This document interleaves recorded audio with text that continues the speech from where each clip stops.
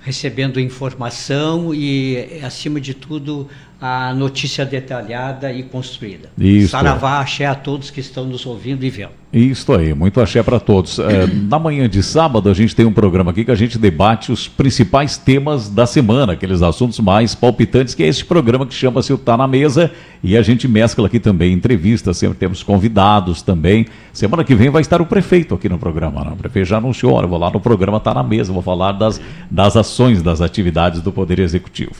Mas o pai Gilberto, que chegou em Camaquã e está cumprindo uma agenda bastante intensa. Nós brincávamos fora do ar, cada vez que o pai Gilberto vem, ele é muito disputado aqui em Camaquã para vários e vários compromissos, né? Hoje nós tínhamos uma agenda na tarde que acabou sendo antecipada aqui para o programa. Infelizmente não conseguimos contemplar os 2 compromissos, mas já nos honra aqui com a presença na manhã, mas não faltará oportunidade aí para a gente dar sequência, né, a esta agenda. Mas me fale um pouco dessa sua visita e dos seus compromissos aqui em Camaquã, pai Gilberto.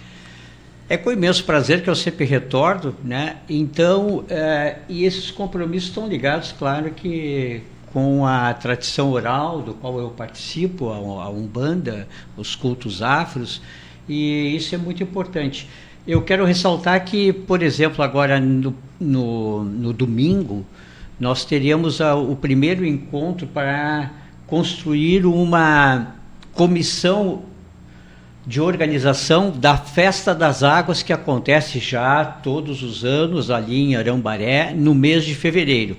Essa comissão vai ser eleita justamente para ter essa tratativa e começar a organizar a festa do ano de 2026. Então, olha aí, já começam os preparativos. Já começam os preparativos. Então é algo que é muito significativo essa festa. Quero ressaltar também que essa Festa das Águas, como nos anos anteriores, ela tem uma diferenciação e não nos torna isso melhores, mas que é o seguinte... ela está afastada do sincretismo, porque o próprio nome já diz, Festa das Águas. Então não é exclusivamente, né, atrelada, por exemplo, né, à festa de Nossa Senhora dos Navegantes, né, que é comemorada no dia 2. Yeah. E essa Festa das Águas se associa dessa data. E sempre é escolhido uma outra data. Isso beneficia a todos. Reforça a religião nossa e nos afasta do sincretismo e também até em termos econômicos para o próprio município, porque o município tem uma outra data, porque isso envolve e ocorre até na cidade daí de Arambaré, né? Muitos visitantes, é chamado isso, então temos um outro calendário para o município. Então é muito importante isso impulsiona todo o comércio, a economia local, enfim, é o profano e o sagrado se unindo para a realização disso. Então é muito importante esse passo. E cada vez mais nós queremos desassociar, que entendemos que é o momento, né, do sincretismo. Ele teve o seu valor, né? E em alguns aspectos ainda tem, mas nós precisamos refletir também sobre esse aspecto, né, para que a gente possa cada vez mais validar as religiões afros e a nossa querida Umbanda.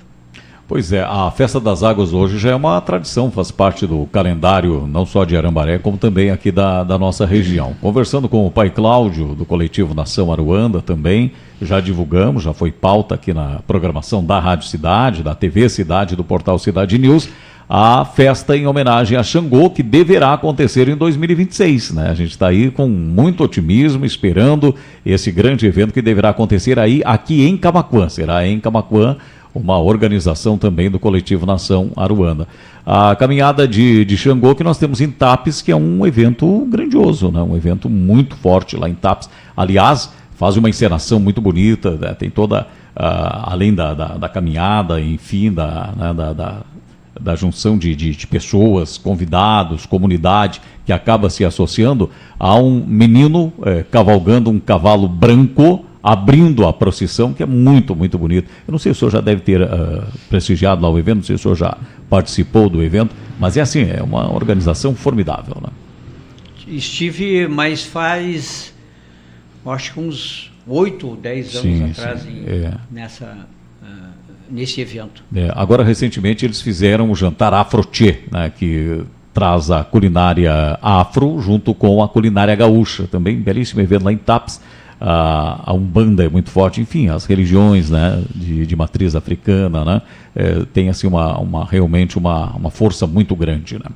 Mas nós vamos continuar conversando aqui com o Pai Gilberto e abordando aqui uma série de assuntos aqui para o nosso ouvinte que certamente se interessa também por esse assunto. Nós fizemos um programa na TV Cidade com o Pai Gilberto, com o Pai Cláudio, com a Mãe Rosinha, que desencarnou agora semana passada, né, e com outras lideranças da Umbanda, e que aliás está lá no site da TV Cidade, e eu vejo que até hoje as pessoas ainda comentam, ouvem, assistem, né, demonstram que as pessoas querem conhecer um pouco mais, né, da questão fé, da questão religiosidade, e esse é o papel dos meios de comunicação. Meu caro Binho, chegando agora às 10 horas e 22 minutinhos, neste sábado. Dia 22. Sábado exatamente, 22, um sábado que não tem assim uma movimentação tão intensa na cidade. Eu acho que em virtude do feriado da Consciência Negra, na quinta-feira, e devido ao ponto facultativo na sexta-feira, servidores públicos viajaram, pessoas que tiveram oportunidade de viajar, aproveitaram o feriado. Hoje eu fazia o boletim do trânsito antes de entrar no ar com o Bom Dia Cidade e via que tem uma movimentação menor na cidade. É verdade, está com uma cara de bom dia para a nossa audiência, bom dia para o Gilberto, bom dia Leandro. Realmente a movimentação está diferente, está uma cara de feriado, né, de feriadão estendido, assim, né? Nesse dia, enfim, não sei se já entramos direto nesse assunto ou não. Não, mas pode ficar à vontade. Depois nós voltamos com o Pai Gilberto, não, mas falando sobre religiosidade. Eu estava prestando atenção no Pai Gilberto e ele falou enfim, de algum momento romper com o sincretismo, né? E eu ia perguntar, esse movimento, ele é um movimento que está ocorrendo em todo o Brasil ou ele está mais aqui no Rio Grande do Sul? Como eu sempre digo, o Rio Grande do Sul é vanguarda em determinadas iniciativas. Então, começou pequeno, né, mas agora já está tomando uma dimensão um pouco maior, né, e para nós é de uma relevância muito, muito grande. Por que isso? O sincretismo ele é muito importante, foi importante na sobrevivência até das religiões afro e da Umbanda. Só que tem determinado momento que ele cumpriu o seu papel. Então, o que nós estamos tentando, por várias reuniões, e sou convidado em vários lugares para falar sobre esse tema, sempre digo o seguinte, que é uma reflexão, não é uma imposição, levar uma reflexão a todos nós, umbandistas e dos cultos afros. Porque o que ocorre? Vamos dar um exemplo prático para que todo mundo entenda o que eu estou tentando falar. Por exemplo, no dia 23, que é homenageado, 23 de abril, homenageado São Jorge, sincretismo com Ogum. Se nós vamos olhar, por exemplo, na mídia, já desde cedo, por exemplo, lá em Porto Alegre, tem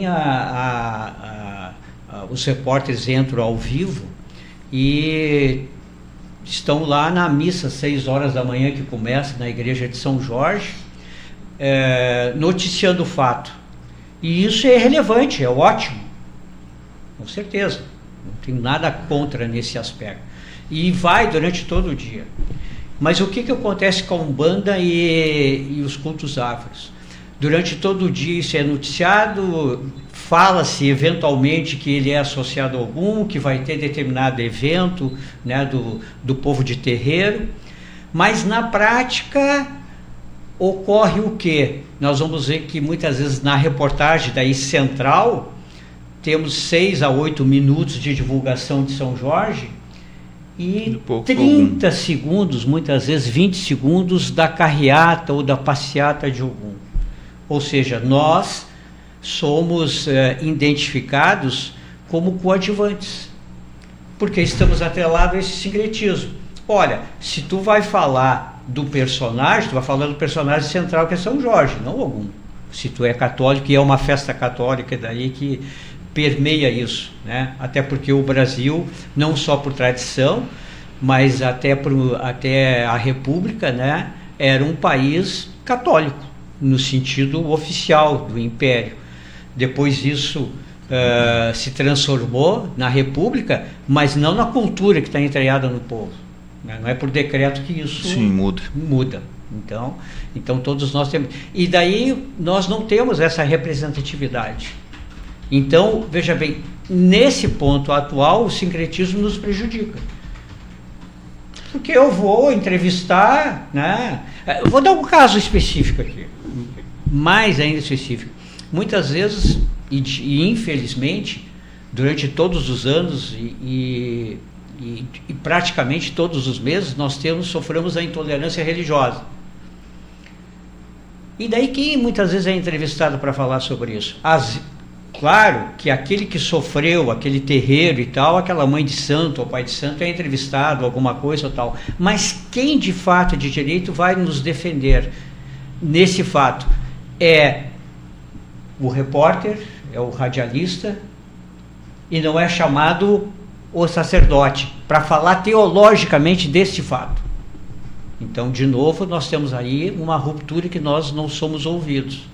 Então, quem nos defende, graças ainda a Pai Oxalá, que nós temos repórteres, radialistas e tal, que além de noticiar o fato, né, comenta o fato da intolerância religiosa, ótimo que tenha isso, mas ótimo se tivesse ainda um representante para falar sobre isso, claro. De ser convocado, de ser chamado. E isso não ocorre. Muitas vezes é entrevistado até um padre católico ou até um pastor evangélico, até de uma outra denominação, que condena aí essa intolerância religiosa de um adepto ou de um outro pastor, mas teologicamente um sacerdote não é chamado para ser ouvido. Eu tenho uma outra dúvida em relação... claro que esse é um debate que está, né, é um processo que está começando, digamos assim, né? Exatamente, iniciando. E a questão da escolha das datas, né? Porque, como tu falou, tem uma certa tradição, que o pessoal fala assim, poxa, setembro, os doces lá para os cosminhos, né? Abril, São Jorge. Então tem algumas assim que são datas já meio que tradicional no calendário. Como é que tá esse debate em relação da escolha das datas? As datas, vejam bem, nós somos da tradição oral e nós temos que entender o seguinte, e isso é muito importante, não podemos estar engessados na tradição escrita, desse modo pensar da tradição escrita das datas, porque o orixá não tem data. Estou falando teologicamente agora. Sim. Se tornou uma data através da tradição escrita, que foi acoplada a esse orixá. Mas o orixá não tem aniversário. Então você poderá escolher, né? É claro que se tu vai fazer uma festa que está reverenciando as águas, tu vai fazer mais no verão, tá? Mais, inclusive mais próximo até do sincretismo, mas está relacionado às águas, que todo mundo propicia mais água no verão nesse sentido. Mas isso é livre, isso nos torna, inclusive, isso mais rico. Por quê? Porque se nós notarmos, a nossa vida é diversa. Ela não é monolítica, ela é diversa. Nós temos segunda, terça, quarta, quinta, sexta, sábado, domingo. Nós temos os dedos da mão, que um é diferente do outro. Nós temos as cores, é tudo diverso. Então esse chamamento, esse volta, essa natureza, ao culto à natureza, e que nos refere justamente isso. E por que essa dificuldade? Tu tem razão de levantar esse ponto. Por que essa dificuldade? Porque esse condicionamento é que condiciona e castrou a criatividade. A espontaneidade e a naturalidade, né, ela é a mãe da criatividade.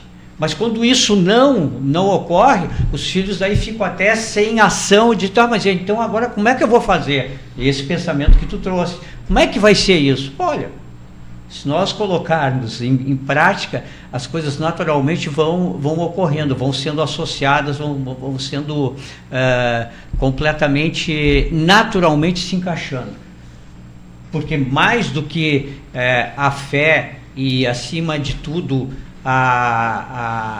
a ancestralidade da nossa religião, uma credibilidade dentro dos parâmetros religiosos e teológicos muito grande, porque veja bem, um moinho de ideias e de crenças que fazem com que fortalece a nossa religião. Então isso, com certeza, esse andar dessa carruagem, né, esse movimento da roda é só movimentar, ela vai ocorrer nesse sentido.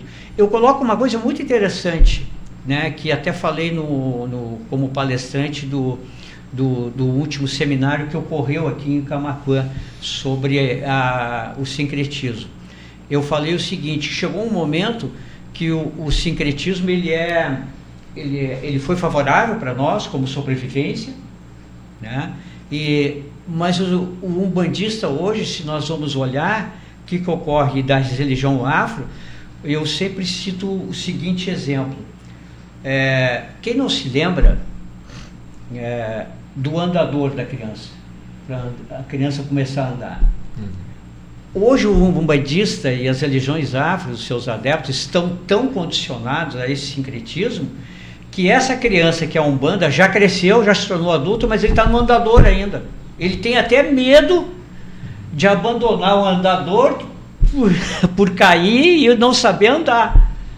Ou seja, já cresceu, não há mais a necessidade do andador, que é o sincretismo, e ele tem que acordar para essa nova realidade, ele tem que fazer o seu próprio campo. E agora, né, está na hora de nós levarmos essa reflexão. Como fazer, como vai ser, não é uma imposição. Justamente nós estamos chamando para que cada um contribua daí com a sua ideia. Está aberto. Perfeito. Bom, nós vamos mesclando aqui vários temas aqui, né? Já começam a chegar perguntas aqui para o pai Gilberto também, mas eu queria o teu destaque também, bem, que eu já imagino qual seja o teu destaque nesse sábado, né? No outro sábado, onde a gente comentou a questão da condenação na oportunidade, né, dos militares, a gente lembrava, né, da importância histórica, pedagógica desse fato, né? O fato de, pela primeira vez na história do país, militares e ex-militares serem processados, julgados e condenados, né, e agora preso, em função de uma tentativa de golpe. Porque tanto as tentativas quanto os golpes que foram concretizados, eles não foram condenados ao longo da nossa história. E aí, na oportunidade, eu fiz uma longa retrospectiva, assim, lá do início, né, da proclamação da República, né, depois, e aí, enfim, passando por várias tentativas, ainda a tentativa, o primeiro, depois o fim da era Vargas, depois quando Vargas retoma, né, sucedendo Eurico Gaspar Dutra, pela interrupção pelo fim aí já do mandato democrático do Vargas, quando ele foi eleito, né, em 54, depois na crise lá com Café Filho também, a tentativa que Juscelino Kubitschek não tomasse posse, né, depois em 61 para que Jango não tomasse posse, depois o golpe concretizado em 64, enfim, todos esses processos não houve julgamento, não houve punição, né? E muita gente acreditava que mesmo esse golpe agora, essa tentativa de golpe, né, do 8 de janeiro, também não haveria, né? Muita gente acreditava que não haveria punição. E eu acredito que, inclusive, por causa disso, por não ter havido punições nas outras tentativas e nos golpes concretizados, né, que uma massa de gente foi lá para Brasília fazer aquilo. Se o país lá atrás tivesse feito, né, esse processo, tivesse julgado, condenado, eu acredito que seria menor, né? E a gente olha para os nossos vizinhos aqui da América Latina e a gente vê que eles conseguiram fazer isso, né? O Chile, o Uruguai, a Argentina muito em breve, né? Terminou a ditadura, em 85 eles já estavam julgando, né? Tem inclusive o filme, aquele 1985, Argentina 1985, um filmaço, né, com Darín, que retrata bem aquele momento, né? Ou seja, muito em breve do fim da ditadura, a Argentina já estava julgando os militares e condenando a prisão perpétua, Videla e outros generais, né? E o Brasil não conseguiu, né? A nossa democracia naquele momento não teve força para isso, e agora a gente teve. Então é um dia histórico, é um dia que eu acredito que tem esse caráter pedagógico, né? Para que no futuro, né, essas pessoas, esses militares ou da esfera civil também que tente um golpe de Estado, pensem 2 vezes, né? Então é isso. Eu acho que esse é o principal recado. Perfeito. Professor Leandro. Estava ouvindo aqui o Gilberto, acho que e aí são os assuntos assim que eu acho que eles têm algum ponto de convergência, né? A gente está num país que é um país laico, né? E às vezes as pessoas confundem, né, a ideia do país laico, que seria um país sem religião, né? E o país laico não é um país sem religião, né? Um país que fala da liberdade, né, da liberdade da gente professar a religião que a gente sentir ou entender, né, que deve seguir, né? Então muitas vezes a gente vê isso assim, né, se colocando, a gente não pode, que é um país laico, é um país que não tem, que o Estado, né, não tá misturado com, não deveria, né, não deveria estar misturado com a questão religiosa, misturado com a igreja, como já foi no passado, e agora há uma tentativa sempre dessa mistura, né, do Estado, do legislativo, né, da Câmara dos Deputados, do Senado, né? A gente vê muitos, principalmente dos neopentecostais, né? Católicos também, mas muito neopentecostais assumindo cargos, né? Por exemplo, do Estado. Então é isso que a gente fala, que o Estado laico é um Estado que não tem que ter nenhuma religião. Mas também não quer dizer que a gente não tenha um país sem religiosidade, né? Um país que não se possa professar religião. Eu acho que isso é um ponto assim, bem importante da gente destacar, né? Porque muitas vezes a gente vê isso, né? Agora estão criando um país laico, porque o pessoal não crê, né? Não tem religião, não é nada disso, né? A gente só não quer a mistura, né? A mistura das coisas do Estado e as coisas da religião, né?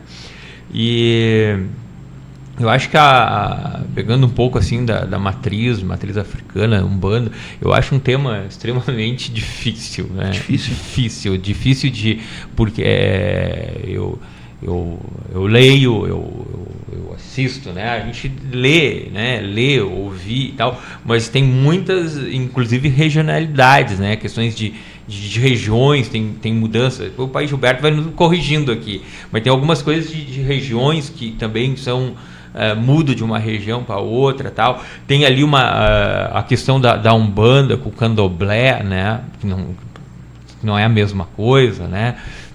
Tem essas diferenças, né?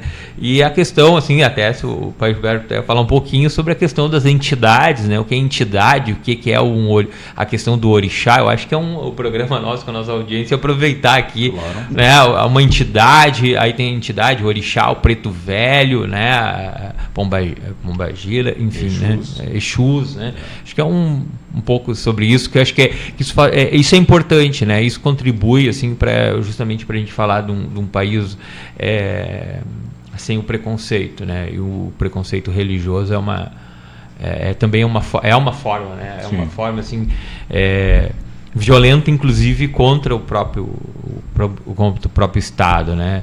Essa ideia que eu tenho uma religião que seria a religião verdadeira e tal, né?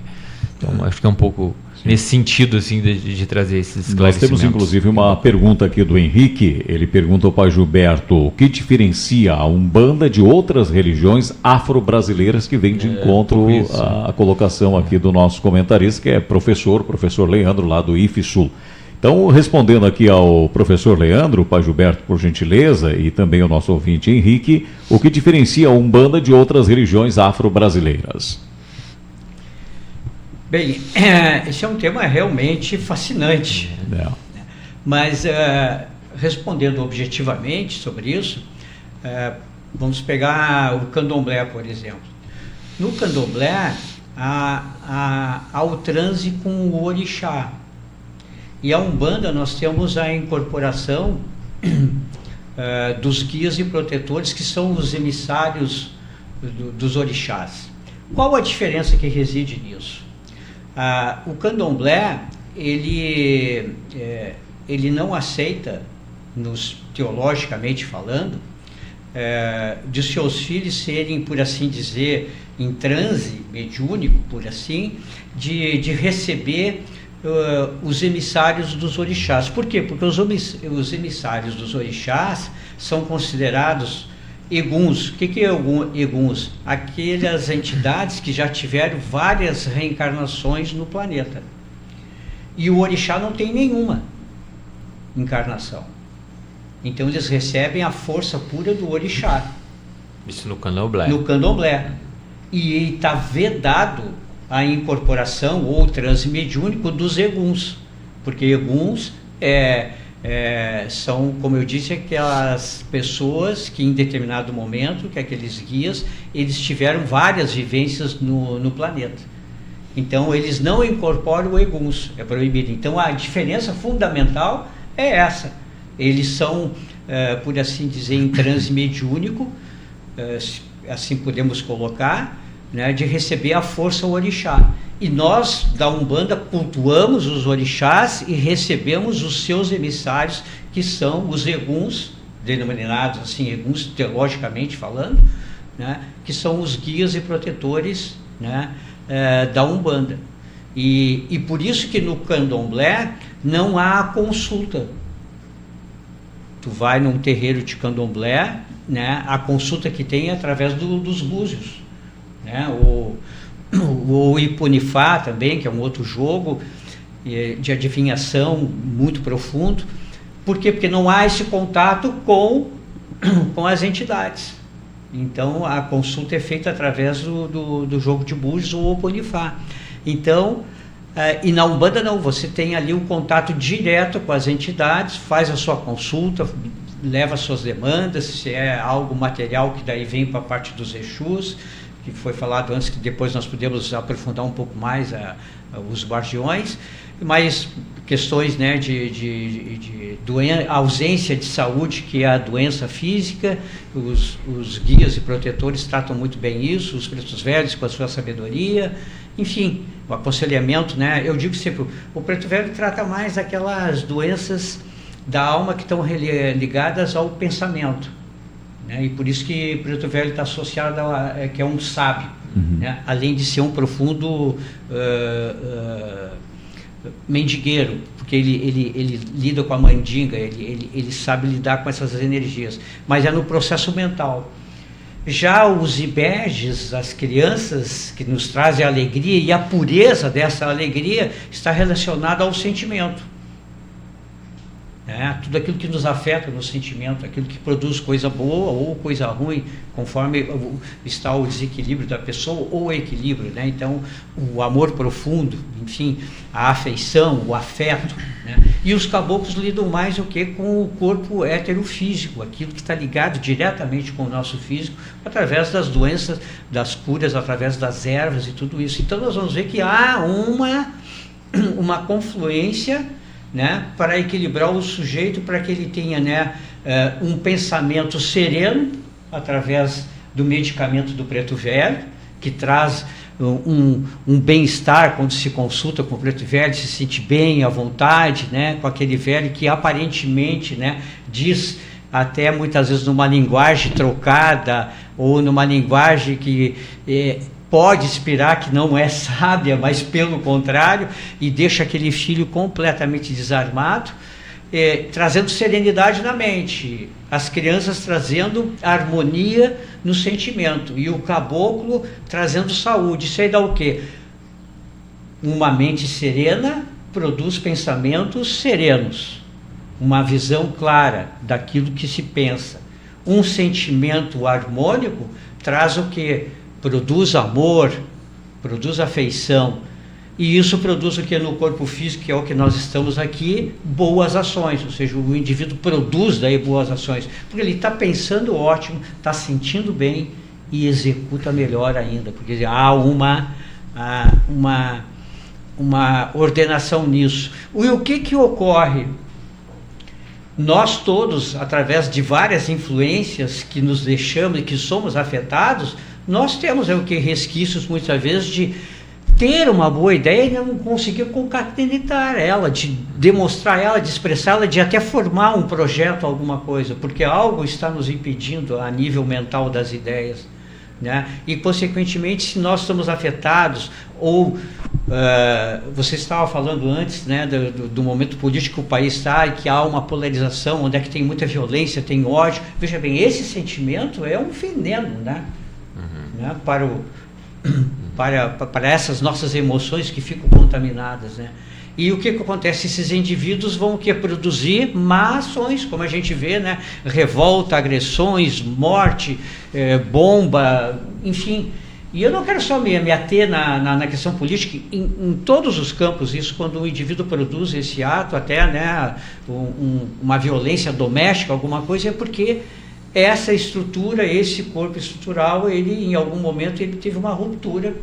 E a Umbanda vem trazer isso através desses emissários. É uma, por assim dizer, uma terapêutica, né, nesse sentido. E que muitas vezes não é notado, porque cada um que procura um terreiro, um ilê, né, vai centrado e focado, e eu não estou dizendo que é equivocado, né, nas suas demandas, nas suas necessidades, nas suas carências, né, que estão querendo resolver elas, né.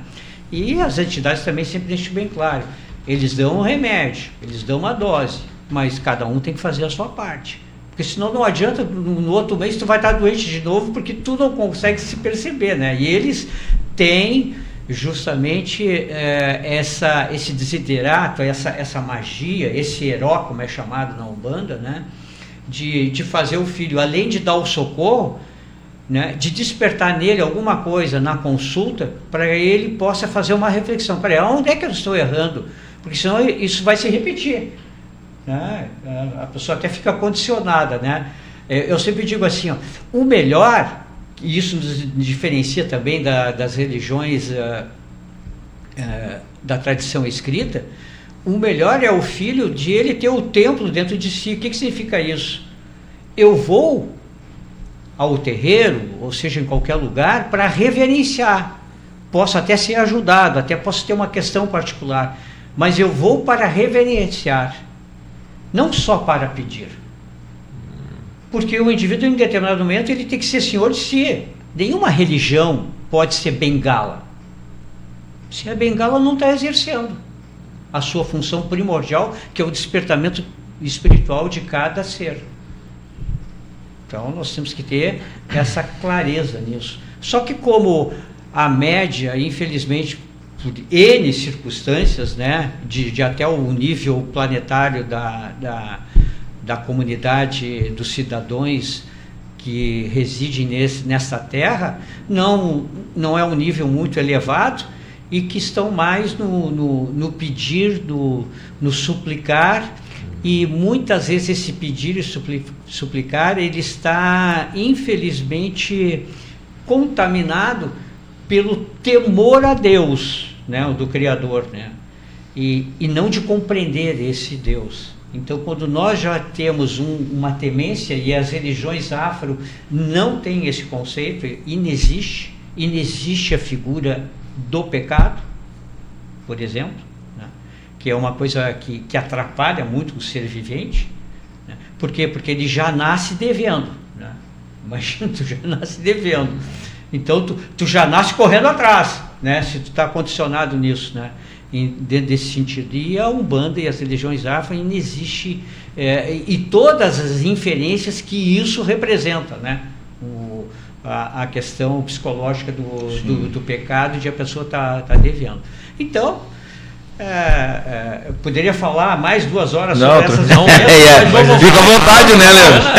Vamos por parte, É bacana isso de ouvir, enfim, abrindo, acho que e quem tem sabedoria, né, para falar, né, sobre, né. Por isso que eu já abri o programa falando, Pai Gilberto é uma das maiores autoridades da Umbanda no estado do Rio Grande do Sul. Eu sou suspeito para falar, né, mas a gente sabe pela trajetória do Pai Gilberto, né, pelos vídeos, né? Não só pelos vídeos, não só pelas suas maravilhosas performances e entrevistas que já concedeu para a gente e a outros veículos de comunicação, mas num pacote completo aí, é muita sabedoria, e por isso que a gente convida o Pai Gilberto para vir aqui na rádio, para a gente levar esse tipo de informação que a maioria dos meios de comunicação não abordam, né? Lamentavelmente. Né? Os veículos de grande massa não abrem espaço para esse tipo de abordagem que nós estamos fazendo hoje aqui. É raro isso acontecer, né? E tu sabes que tu tá colocando justamente, né? Eu fazendo alguns pontos assim, né? Que vão primeira questão da gente conhecer, né? De conhecer e de estudar as religiões, que é uma das coisas que eu acho que talvez se não necessário, pelo menos poderia botar assim, que ser importante, né? Que a gente conhecer, porque muitas vezes, porque o preconceito vem desse desconhecimento, né? Desconhece e aí muitas vezes o senso comum leva à questão do preconceito. E eu gosto, assim, eu além de política, Binho, eu gosto bastante de estudar justamente sobre as religiões, sim, enfim, para a gente entender um pouco além a gente com a questão além da fé, né, da fé religiosa, mas também um pouco daquilo que tem que vir um pouco do racional também, né? E aí vou ligando isso. Acho que é um pouco da formação, assim, professor de física, enfim, de juntar isso. Então, nesses estudos, assim, a gente vai vendo alguns pontos de convergência, que eu poderia dizer daquilo que tem dentro da Umbanda, aquilo que tem dentro, por exemplo, da religião católica e outras denominações, as questões mais filosóficas, as questões que estão ligadas ao ocultismo, que é umas práticas que tem muito preconceito em cima, né? Quando se fala, por exemplo, em questões dos ocultistas, né? Desde a alquimia, né? Que são temas muitas vezes que trazem um preconceito, mas que elas têm um ponto de convergência, né? E o ponto de convergência, para mim, justamente ele se dá quando a gente começa a perceber, né, o que traz, que as coisas não estão tanto no externo, né? Elas estão muitas vezes no interno, e aquilo como a gente trabalha quase como a ideia do espelho, né?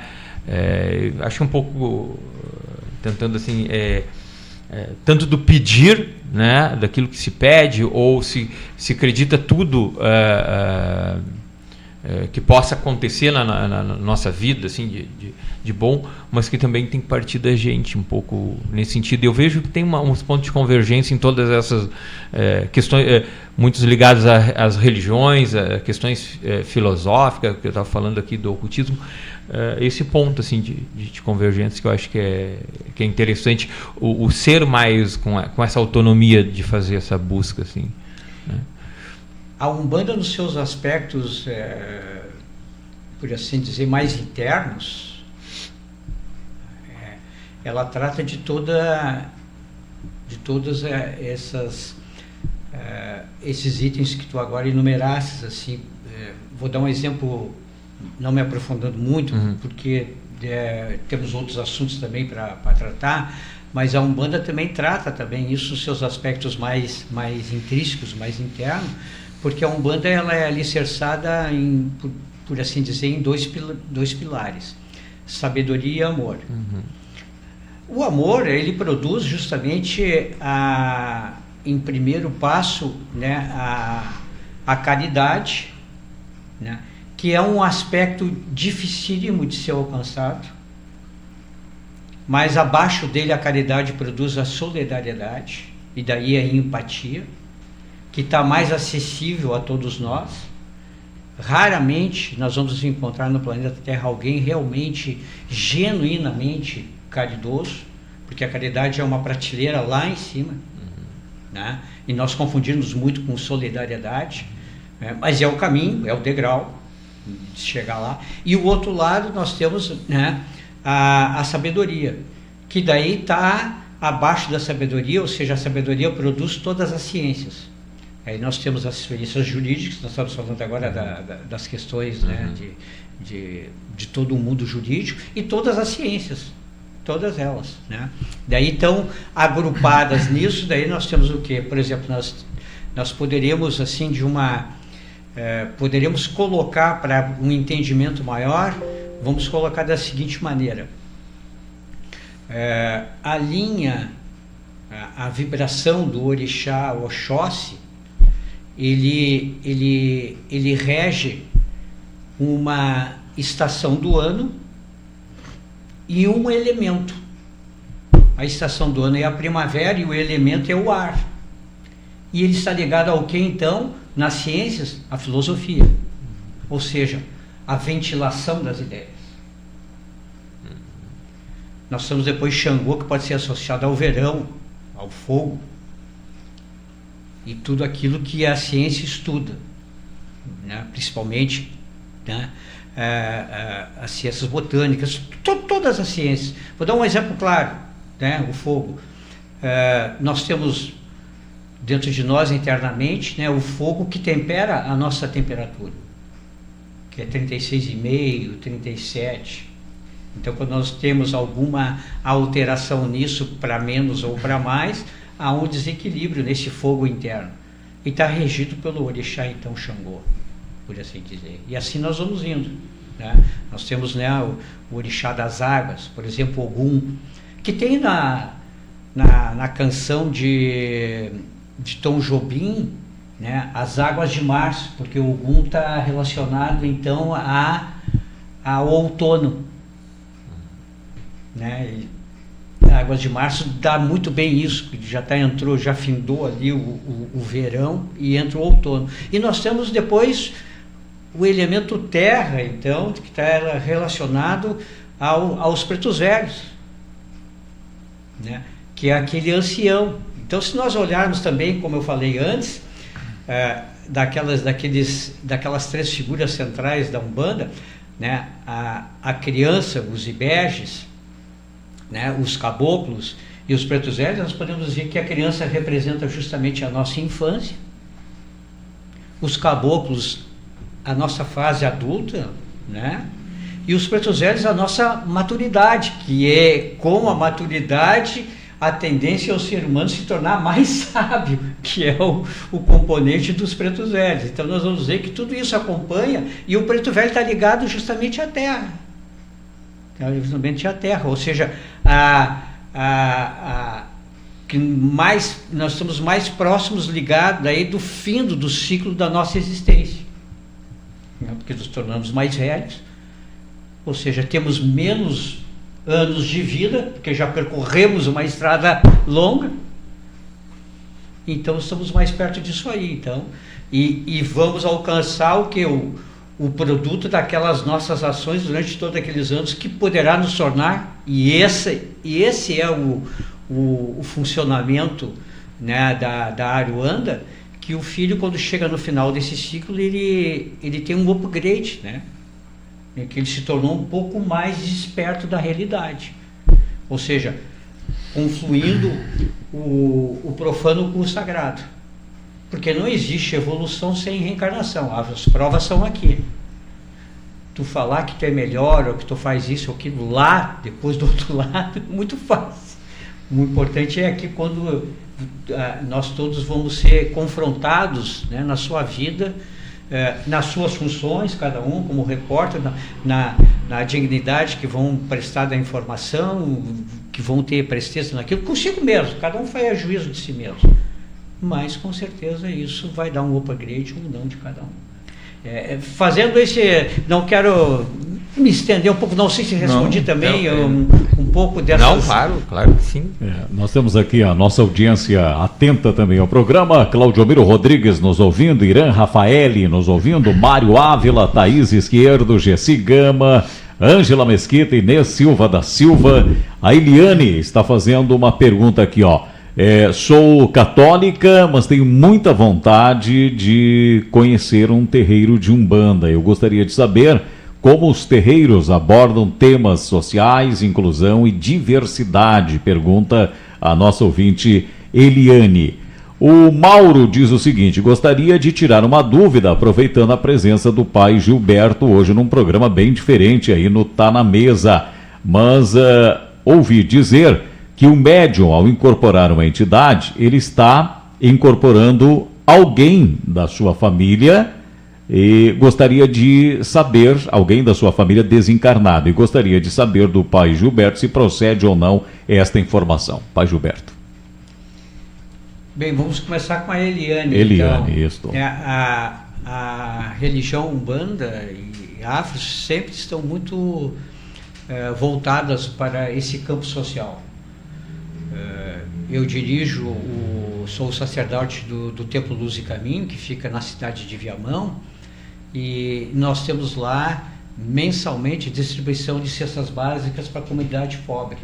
É claro que nós sabemos que essa ação é uma ação emergencial, não estrutural. O nosso intuito é para aqueles que ainda não têm nenhum mínimo, e não têm um mínimo. Eu tenho relatos, vou fazer um breve aqui, relato de como surgiu essa ação do Templo Luz do Caminho. Que inclusive o nome do projeto para a distribuição das cestas básicas reside desse relato. Em determinado momento, numa circunstância anos atrás, a comunidade pobre, ali onde é que o terreiro está instalado, e que foi por ordenação do senhor Caboclo, que é o mentor do templo, naquela época o templo poderia escolher um local que seria um local de classe média, bem em Porto Alegre, poderia ser em Gravataí, também em outro local, e ele escolheu justamente essa parte de Viamão ali, que era bem desassistida. Me lembro que na época levou um choque assim para todo mundo, né? Mas orientação, e ele estava completamente correto. E daí, em determinado momento, chegou uma pessoa, uma mãe, e ela perguntou se não tinha um arroz, um feijão. Estava desesperada mesmo. E ela disse o seguinte: olha, eu sempre trabalhei, meus filhos nunca passaram assim dificuldades. No linguajar dela, o que ela queria dizer? Era pouco, mas o pouco aquele era o suficiente, ou seja, da dignidade do trabalho. E o marido e ela tinham perdido o emprego. Então, pela primeira vez mesmo, numa situação paupérrima, assim, sempre tinha o básico do básico. E nós, muitas vezes, não fizemos ideia do que é esse básico do básico, porque de longe nós não passamos por essa necessidade, então nós não temos o que avaliar. Mas ali ficou patenteado, porque ela disse o seguinte: eu estou aqui desesperada pedindo se o senhor pode ajudar alguma coisa, porque sabe o que? E daí ela começou a chorar, eu acalmei ela, disse assim: o senhor não sabe, e de repente o senhor sabe, eu estou falando besteira, mas é assim, ó, os meus filhos, eu servia comida, e eu já tinha dito para o meu marido, tinha combinado, nós não vamos comer, porque é para eles, porque tinha pouco. E a gente serviu para eles. E daí eles comeram, são 3 crianças, e elas estavam sentadas assim na mesa. E ela disse assim, que eles comeram, e daí a menina, que era a mais nova, olhou para mim, depois de comer, e disse assim: mãe, tem mais? E não tinha. Não tinha. E ela se estruturou. E o nome do projeto para distribuir cesta básica é Tem Mais.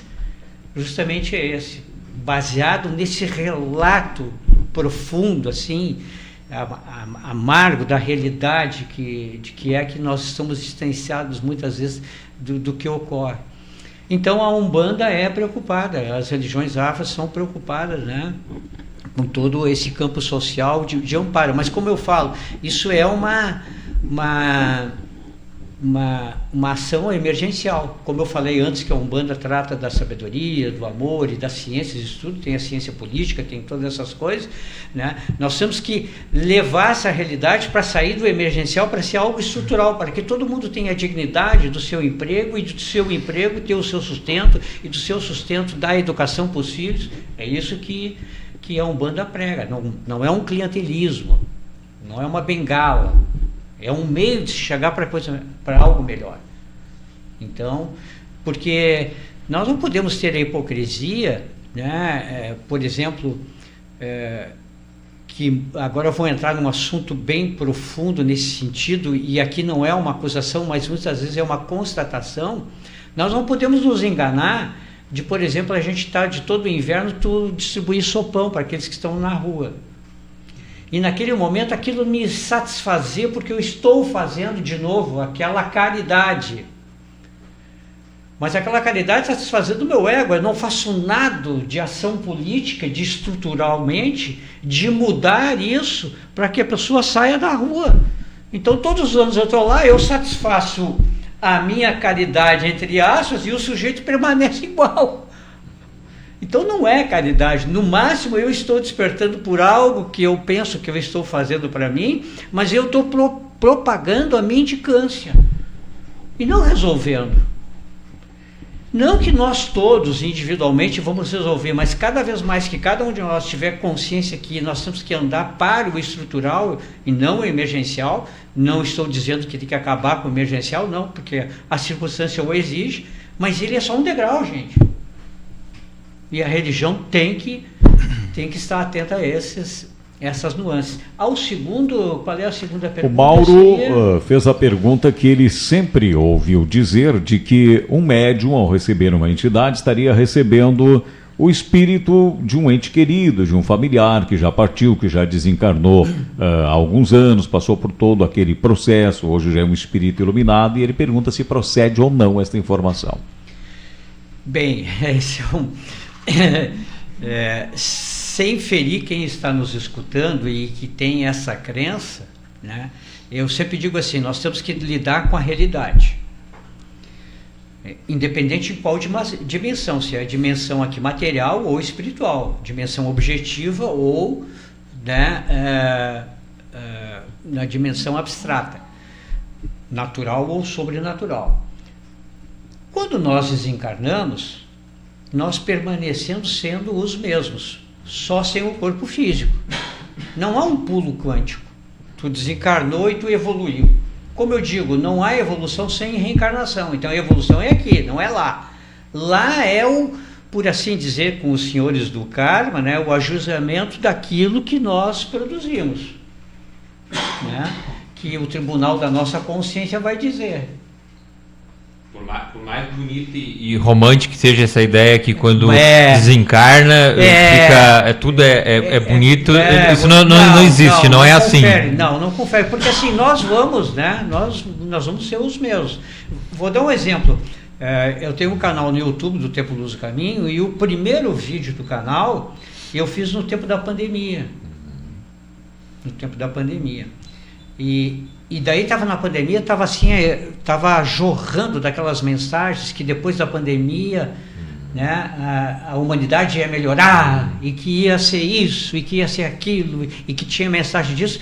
E eu me lembro que depois eu produzi esse primeiro vídeo, eu fui muito, me combateram muito, que eu era né, que estava em desacordo com essa ideia. Eu digo, olha pessoal, a natureza não dá salto.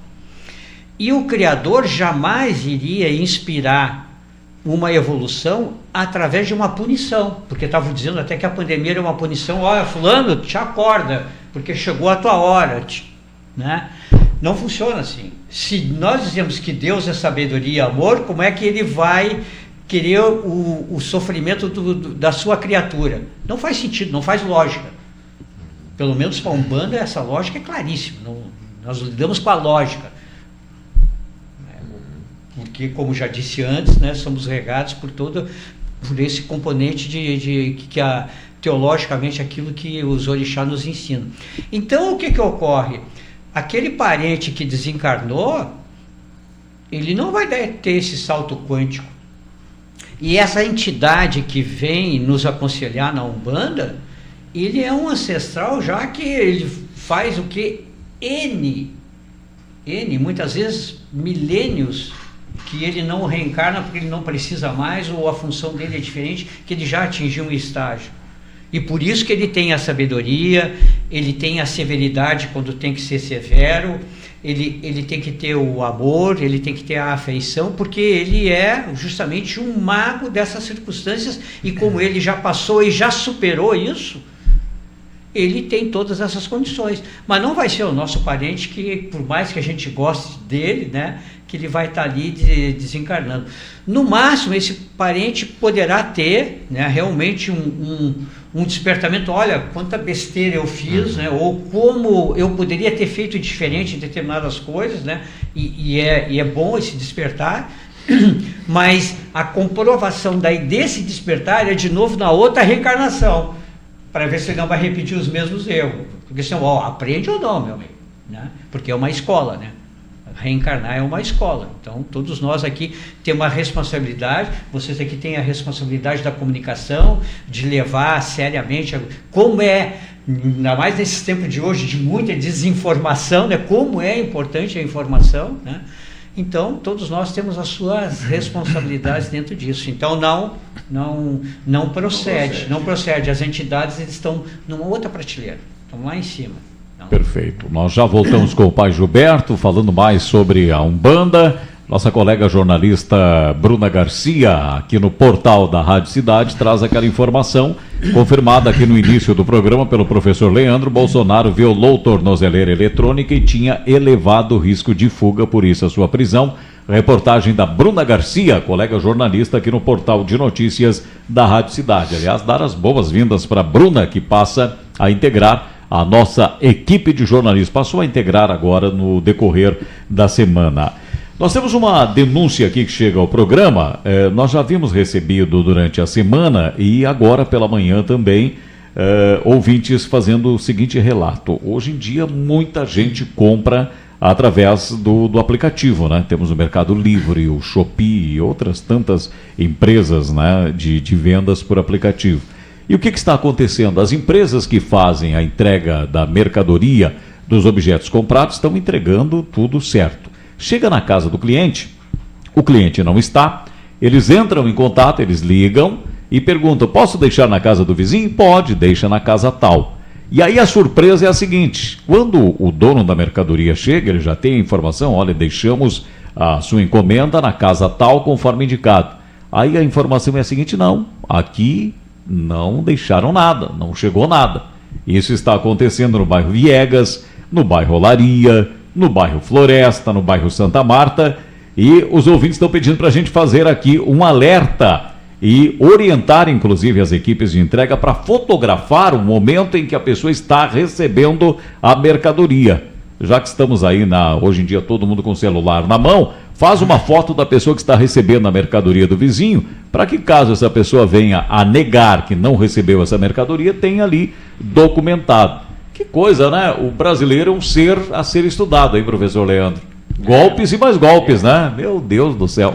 Agora até com as mercadorias do Shopee, né?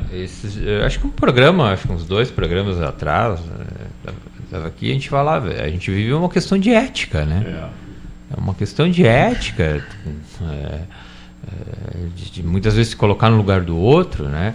E aí isso não é uma questão justamente que está falando, não é com a empresa, né, que está vendendo, nada, né? Aí é uma questão de má fé mesmo, né? É uma questão de má fé aí. Eu acho que está bastante ligado assim com os assuntos que a gente estava conversando, né, Binho? Aí realmente assim, não dá para deixar, não dá para autorizar ficar em qualquer vizinho, né? Tem que saber para onde tu estás autorizando. Eu acho que vai ter que saber para que tu autoriza, né? Porque Antes eles perguntam uma coisa que acontecia no Mercado Livre. Eu não costumava muito comprar na internet, mas depois comecei a comprar pelo Mercado Livre. E quando não tinha ninguém em casa, eles te ligavam, mandavam uma mensagem para saber se tinha um outro endereço, uma outra casa que tu pudesse deixar. E aí tu indica. Né? Porque daqui a um pouco pode deixar na casa de um vizinho que não gosta muito de ti, ou que não tem uma relação boa. Né? Mas é uma questão de caráter, né? De ética. Imagina, deixa uma mercadoria, olha, para entregar para o vizinho autorizou, ele confia naquele vizinho, aí o cara diz, não, a mercadoria não chegou aqui. Mas é que às vezes eles deixam na casa do vizinho sem te consultar sem autorização antes. Isso acontece também.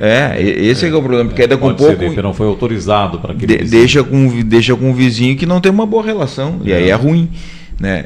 No meu caso, ali, eu tenho uma relação boa com a vizinha, e eles, inclusive, muitas vezes eles colocam assim, deixei na casa tal, no número tal, com o nome da pessoa, né, para indicar, ou seja, que nem a audiência comentou ali, né, para ter certeza que deixou com a pessoa, né? Nesse caso ali eles informaram, né?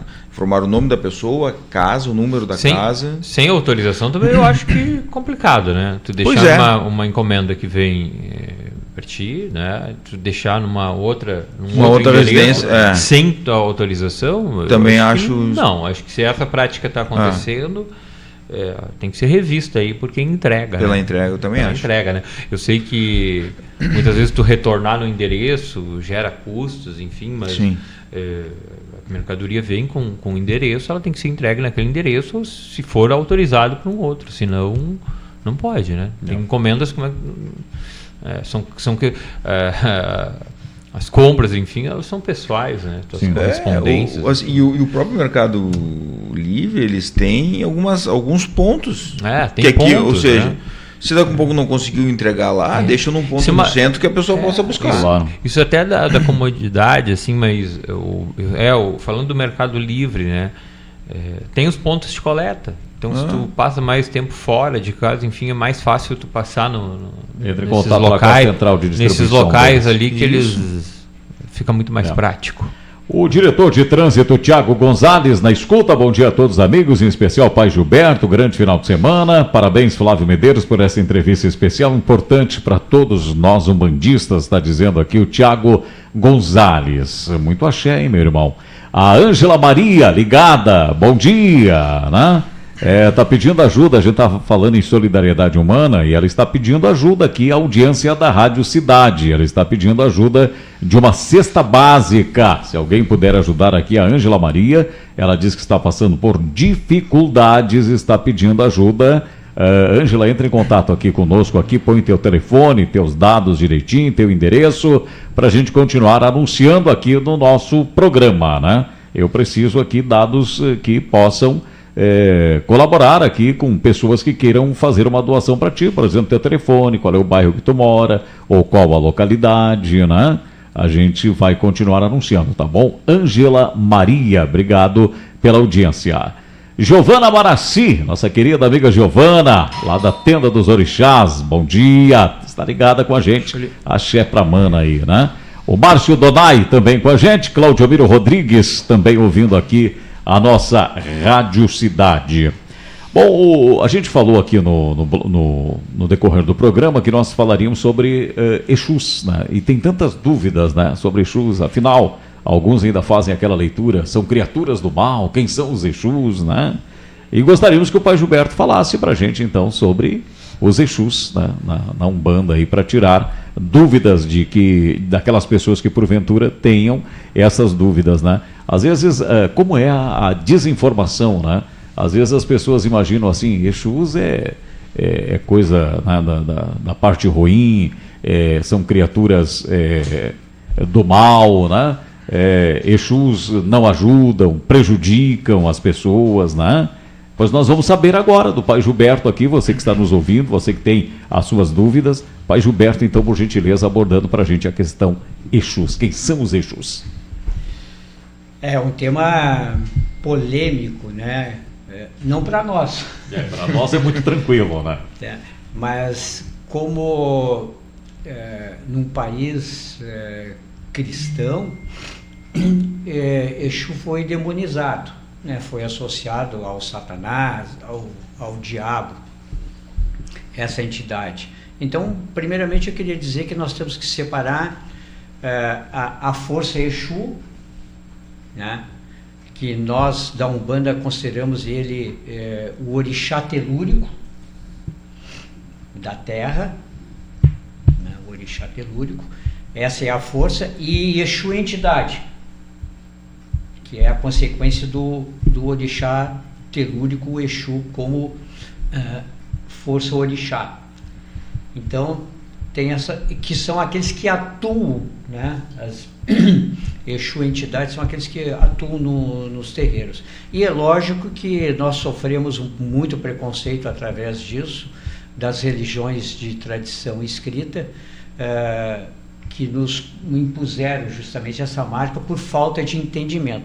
Exu é que ele é o senhor dos caminhos, né? Que trata das coisas materiais. Se as entidades ligadas aos orixás tratam justamente do sentimento, da emoção, da saúde, do étero físico, né, do pensamento, como nós vimos como um todo, Exu trata da atuação no campo que produz justamente ações. Então ele está ligado a tudo que é material, tanto coisas materiais no lado financeiro, também como de realização, do indivíduo ter uma força para ele conseguir colocar tudo aquilo que ele projetou. Então por isso que Exu está muito mais ligado nos terreiros, né, às questões materiais. A pessoa vai, perdi o emprego, como é que eu faço agora? Né? Ou quero manter um emprego, ou quero mudar de emprego. Dando um exemplo claro, né, nesse sentido, a atuação dele. Só que Exu, ele tem determinadas características que são singulares, que muitas vezes para aquele que está procurando resolver as suas questões, passa desapercebido pela grande maioria. Por quê? Porque Exu não dá aquilo que nós pedimos. Exu dá aquilo que nós necessitamos. E aí a gente já nota que ele é uma entidade diferenciada, que ele tem uma determinada sabedoria. Não é o que tu pede, porque muitas vezes o que tu pede não está a teu alcance. Dois, não tendo muitas vezes a teu alcance, tu não tem maturidade para receber aquilo que tu queria, não está preparado. Tu poderá até receber, vamos supor que recebe, e daí faz um monte de besteira e perde tudo. E daí a emenda ficou pior que o soneto. A pessoa vai se desestruturar mais ainda. Jogou uma grande oportunidade, porque tudo tem um time na vida. A gente percebe isso. Qualquer um de nós sabe que tu tens um time, que tu tem que aproveitar o carro. Como dizia o velho Brizola, o cavalo passa a encilhar, tu tem que, né, saber a oportunidade. Mas então Exu, ele lida com essas questões. É claro que no meio nosso religioso tem até determinados filhos que não compreendem a ação ainda de Exu, né? É óbvio que isso ocorre, não posso ignorar isso, né? Passar panos quentes, né, nessa questão. Ou seja, tem filhos da nossa religião que usam o seu Exu para fazer um mal para o outro, ou de fazer uma magia, ou de fazer aquilo, ou mais aquilo, aquele outro, e que forma e que potencializa e vitaliza esse campo, né, de preconceito das religiões, da tradição escrita em relação a Exu e a nossa religião. É claro que existe justamente também esse campo, mas Exu não é nada disso. Exu é aquele que é o guardião, aquele que vai abrir os nossos caminhos. Ou seja, porque muitas vezes o que ocorre, o caminho está obstruído, o indivíduo pensa assim, puxa vida, parece que eu dou um passo para frente e 2 para trás. Sempre, né, poderá haver alguma intercorrência nesse sentido, magística negativa na vida do filho, poderá, mas às vezes o que é? Esse caminho está obstruído pela própria ingerência do ser, que coloca as pedras do próprio caminho, e ele perceber isso é o mais difícil, porque ele vai ter trabalho, né, de ele próprio retirar isso. Então o Exu vai dizer, olha, primeiro tu tem que resolver isso que é tu, depois a gente poderá dar um acréscimo de axé para te revitalizar, recuperar a tua autoconfiança, autoestima. Exu trabalha muito com isso, e o indivíduo daí vai conquistar aquilo que dentro do seu merecimento e da sua maturidade naquele momento ele possa alcançar. Porque geralmente quando as coisas vêm de uma forma equivocada, ou até por baixa magia, e existe isso, não estou dizendo que não existe, né? Mas daí não é um bandista, não é nem quimbandeiro, né? É pessoas que pensam que tem determinado... O que é uma baixa magia?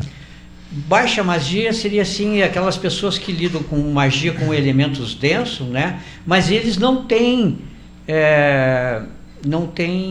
por assim dizer, consciência daquilo, e nem sabem como realmente fazer, e ainda bem. Vou dar um exemplo claro aqui, né, que muitas vezes ocorre nos terreiros e provavelmente por aí afora nos terreiros por esse Brasil, isso deva ocorrer, né?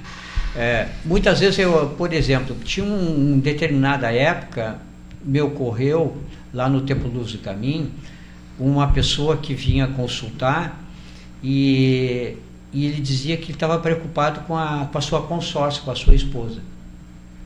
Porque a sua esposa gostava de mexer no ocultismo, nessas magias, né? E ela não era médium, mas gostava disso.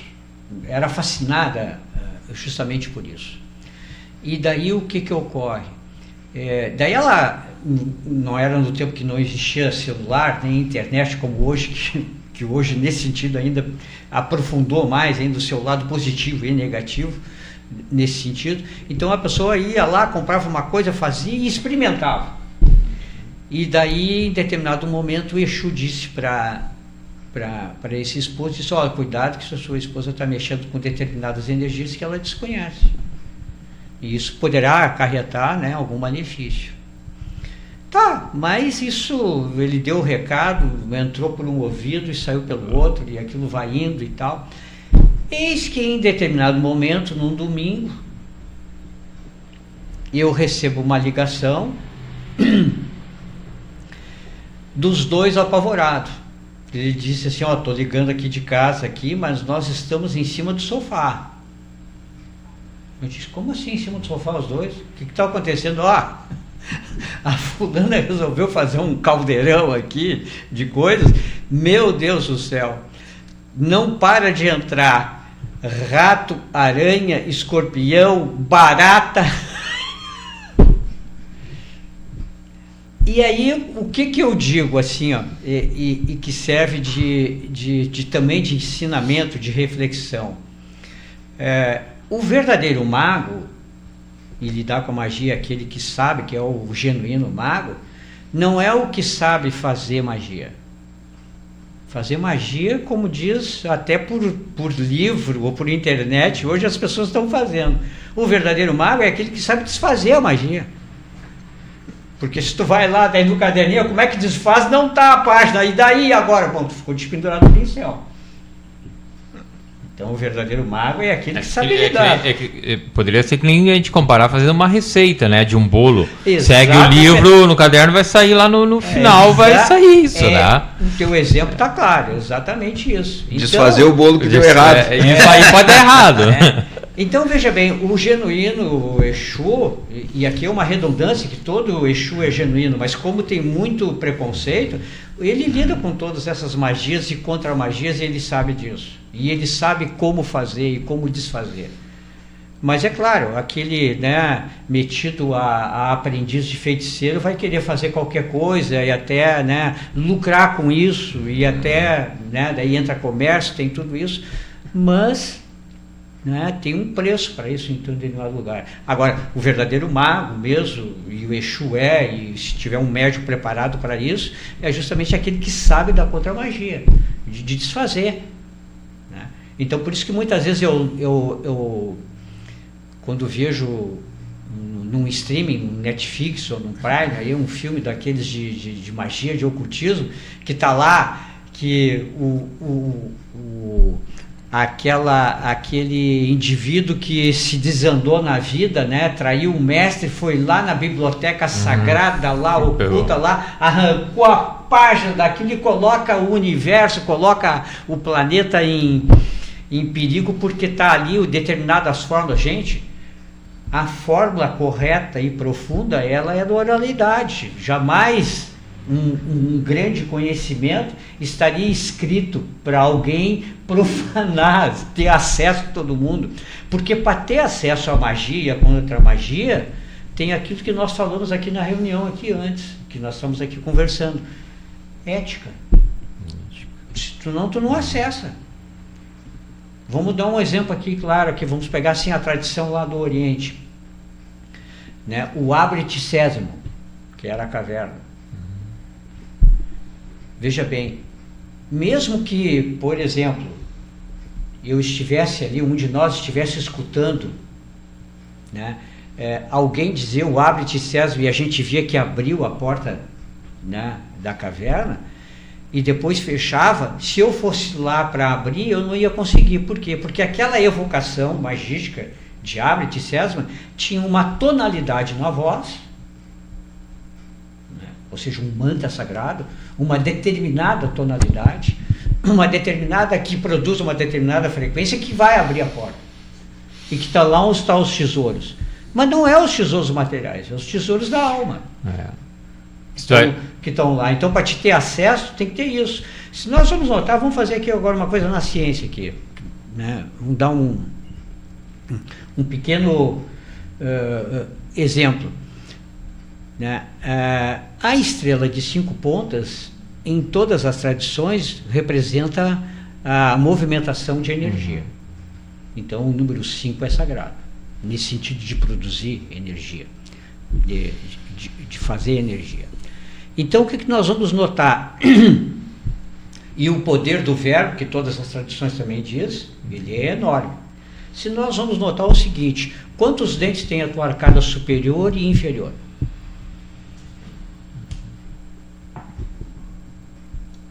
Vai dar 32, né? 3 mais 2, 5. Então, o poder da palavra que tu exerce como radialista, tu como repórter, tem um poder enorme de informação. Ou seja, o verbo sai aqui por ti. Mesmo que tu está falando determinados assuntos profanos, mas tu está cada vez mais intuindo e fazendo o teu ser sagrado se pronunciar.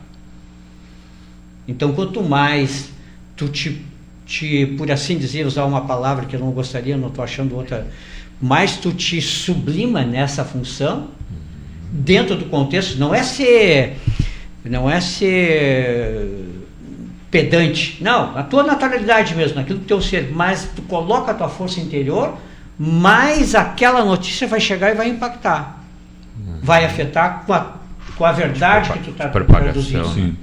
Então nós vamos dizer que isso é magia. Né? Um pouco falando da questão de tudo isso, sobre a questão da alquimia, né? Eu vejo muito a questão dos alquimistas, né? Os alquimistas que por vezes da alquimia vai surgir depois a química moderna, como a gente conhece. Mas, por exemplo, os alquimistas, sempre aquela ideia, os alquimistas estavam procurando transformar o chumbo em ouro, né? Que é aquela ideia. Na verdade, o que os alquimistas eles queriam, na verdade, não era a transformação, isso era uma coisa figurativa, transformar o chumbo em ouro. Na verdade, era a transformação, o que eles procuravam era a transformação do ser. Do ser, é isso, não era uma transformação física de chumbo, como os alquimistas queriam fazer, isso é impossível, transformar chumbo em ouro. E aí eles usaram muito essa ideia de transformar o chumbo em ouro, porque eles precisavam de um espaço. Eles precisavam de espaço e precisavam de proteção também. E quem dava espaço e proteção para eles era quem tinha dinheiro, para que eles pudessem desenvolver a sua alquimia. E aí eles diziam assim, olha, então esse pessoal está trabalhando para poder transformar chumbo em ouro, né? E aí aqueles que financiavam, que eram os financiadores, e a gente vai ver isso na pesquisa hoje, atualmente é assim, a pesquisa é feita com quem financia, tu tem que me dar um resultado. Então os alquimistas que estavam lá procurando, na verdade, que era essa evolução, vou dizer assim, do ser, né? Do ser em si, olha, a gente está aqui tentando transformar chumbo em ouro para poder ter a proteção, ter o financiamento e poder custear o seu trabalho ali durante a vida. Então em cima um pouco dessa ideia, né, da transformação de quem fazer. E era uma busca do ser, né? Transformação do ser. Né? Com certeza. Não. Em todas as épocas, né, nós vamos ver que isso ocorre de uma maneira diferente, com linguagens diferentes, né? Mas a essência é a mesma. Né? Então, nós vamos à procura, né, do cálice sagrado, né, que é o nosso interior, né, de a gente ter... Que não era físico, né? Não, e a gente poder beber dessa fonte sagrada, né? Mas para a gente beber, a gente tem que se elevar. Tu não tem acesso, não tem nem força de segurar o cálice. Sim. Então, nesse sentido. Bom, 26 minutos, voltando para as 12, chegou aqui os ingressos da Festa do Arroz. Olha aqui, ó, o pessoal que quiser ingresso cortesia para a Festa do Arroz, para o Festival O Canto dos Arrozais, que é dentro da Festa do Arroz. Para o jantar da gastronomia, tem um determinado custo de R$ 70 a adesão por ingresso. Agora, para assistir o festival O Canto dos Arrozais, ingresso cortesia a partir de hoje à tarde na Camaquã Cacau, que fica ali na Zeca Neto, ao lado do Posto Cidade, lá com o nosso amigo Renato Nogueira, que aliás está nos ouvindo aí, está ligado aqui no nosso programa. Você havia chamado, professor? Não, ou eu ouvi vozes aqui no meu fone? Eu estou ouvindo vozes aqui. Não, estava prestando atenção do bonito convite. Meu caro, tem mais perguntas aqui para o pai Gilberto, meu caro Binho. Vamos lá.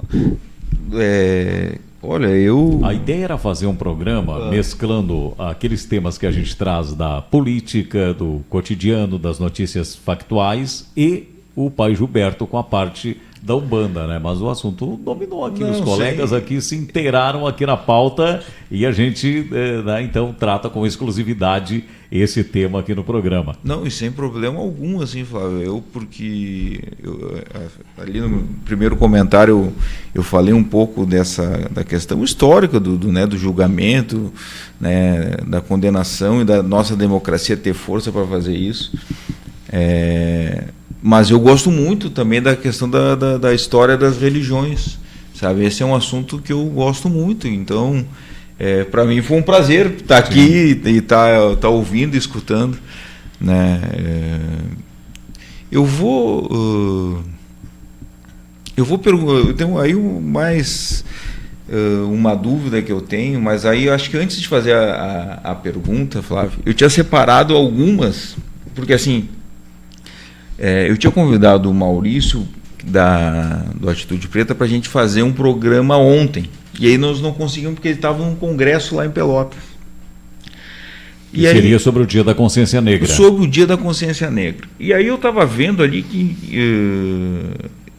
esse mês de novembro tem uma série de eventos históricos assim relacionados muito interessantes, né? Tanto o Dia da Consciência Negra, né, que lembra a passagem de Zumbi, né, de Zumbi dos Palmares, e uma iniciativa, inclusive, do Grupo Palmares aqui do Rio Grande do Sul, né, do Oliveira Silveira. Então, sai daqui do Rio Grande do Sul até... O pai Gilberto comentou do quanto o Rio Grande do Sul às vezes está na vanguarda, né? Ou seja, parte a ideia de uma celebração que saísse daquela celebração em maio, 12 de maio, da assinatura da Lei Áurea, né, como uma data a ser celebrada, de que fosse criada uma outra data. E